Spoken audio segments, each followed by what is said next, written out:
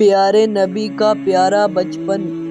پیارے بچوں، لڑکپن میں عام طور پر بچے کھیل کود میں گزارتے ہیں، لیکن پیارے نبی صلی اللہ تعالیٰ علیہ وسلم بچپن ہی سے ان چیزوں سے دور رہے۔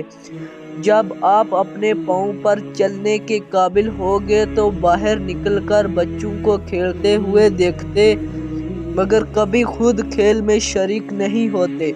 لڑکے آپ کو کھیلنے کے لیے بلاتے تو آپ فرماتے، میں کھیلنے کے لیے پیدا نہیں کیا گیا ہوں۔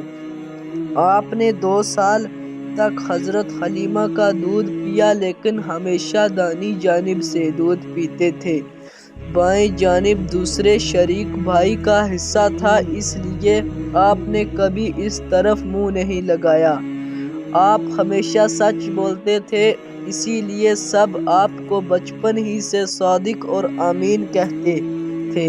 ابو طالب، جنہوں نے آپ کی مدد تک پرورش کی ہے، ہر وقت اپنے ساتھ آپ کو رکھتے تھے۔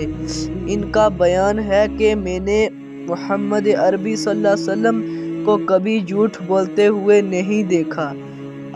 جب بھی بولتے سچ بولتے، آپ نے کبھی کسی کو تکلیف نہیں دی، بلکہ دوسروں کی تکلیف برداشت کرتے۔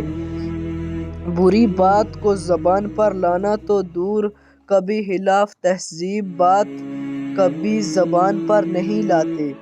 بچوں، تم بھی پیارے نبی صلی اللہ علیہ وسلم کی زندگی سے سبق حاصل کرو۔ ہمیشہ سچ بولو، کسی کو کوئی تکلیف نہ دو، بروں سے دور رہو۔ جو بات اپنے لیے پسند کرتے ہو وہ دوسروں کے لیے پسند کرو۔